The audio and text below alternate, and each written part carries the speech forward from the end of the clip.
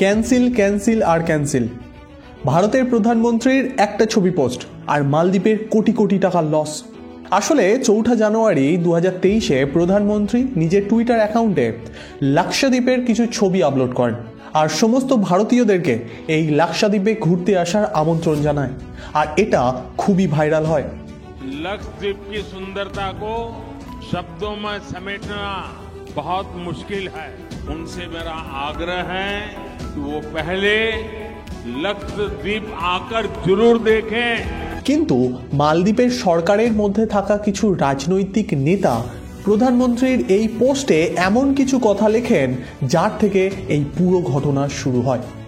মালদ্বীপ সরকারের 3 মিনিস্টার মরিয়ম সুনা, মার্শাল শরীফ ও আব্দুল মেজুদ মজিদ এরা ভারতের প্রধানমন্ত্রী ও ভারতীয়দের বিরুদ্ধে অপমানজনক কথা লিখে পোস্ট করে। মরিয়ম টুইটারের ওপরে প্রধানমন্ত্রীকে ইসরায়েলের পাপেট বলে উল্লেখ করে। আব্দুল মাসুদ বলে যে ভারতীয়রা খোলা জায়গায় টয়লেট করে আর এটাই ভারতীয়দের সংস্কৃতি, আর এই সংস্কৃতিকে এরা পশ্চিমের দেশে নিয়ে যাচ্ছে। ভারতীয়দের গা থেকে দুর্গন্ধ বের হয়, তাই ভারত কখনো মালদ্বীপের মতো সুন্দর হতে পারবে না। কিছুক্ষণের মধ্যে এই বিষয়টা সিরিয়াস হয়ে যায় এবং ভারতীয়রা বয়কট মালদ্বীপ ট্রেন্ড শুরু করে দেয়।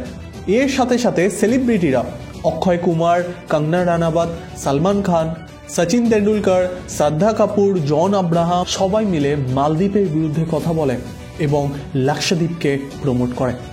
সোশ্যাল মিডিয়ায় এই সমস্ত কারণের জন্য এক লড়াই শুরু হয়, আর তখনই ভারতীয়রা তারা মালদ্বীপের সমস্ত হোটেলের বুকিং, ফ্লাইট বুকিং ক্যান্সেল করতে থাকে। মনে করা হচ্ছে যে এই ঘটনার পর এখনো পর্যন্ত প্রায় 10,000 বুকিং ক্যান্সেল হয়েছে। মালদ্বীপের সরকার তখনই এই বিষয়ের গভীরতাকে বুঝতে পারে। পরে মালদ্বীপের সরকার এই 3 মিনিস্টারকে তাদের পদ থেকে বরখাস্ত করে, কিন্তু ততক্ষণ অনেক দেরি হয়ে গেছে। ভারতের ফিল্ম স্টার, ক্রিকেটার এবং সাধারণ মানুষের সাথে সাথে ভারতের বিজনেসম্যানরাও লাক্ষাদ্বীপকে সাপোর্ট করতে থাকে। মেক মাই ট্রিপ মালদ্বীপের জন্য সমস্ত বুকিং বন্ধ করে দেয়। ভারতের টাটা গ্রুপের আন্ডারে থাকা তাজ হোটেল আগামী 2 বছরের মধ্যে বিশ্বমানের হোটেল তৈরি করবে লাক্ষাদ্বীপে এর ঘোষণা করে। এছাড়াও ভারত সরকার প্রায় 1,156 কোটি টাকা লাক্ষাদ্বীপে ইনভেস্ট করবে। যদি এই সব কিছু বাস্তবায়িত হয় তাহলে মালদ্বীপ এক বড় আর্থিক সংকটের মুখে পড়তে চলেছে, কারণ মালদ্বীপ পুরো এশিয়ার মধ্যে ছোট্ট এক দেশ যার পপুলেশন মাত্র 5 লাখ। মালদ্বীপের অর্থনীতির প্রায় সম্পূর্ণটাই ট্যুরিজম সেক্টরের উপরে ডিপেন্ড করে। আর সব থেকে ইন্টারেস্টিং বিষয় যে এই মালদ্বীপে যে লোকেরা ঘুরতে আসে তাদের মধ্যে ভারতীয়দের সংখ্যা সব থেকে বেশি। 2023 সালে ভারত থেকে প্রায় 2 লাখেরও বেশি মানুষ মালদ্বীপে ঘুরতে যায়, কিন্তু যেভাবে বুকিং ক্যান্সেল হচ্ছে এটা নিশ্চিত যে মালদ্বীপ এক বড় আর্থিক সমস্যার মুখে পড়তে চলেছে। আর এই ঘটনার পর ভারতীয়রা বেশি করে লাক্ষাদ্বীপে ঘুরতে যাওয়ার পরিকল্পনা করছে।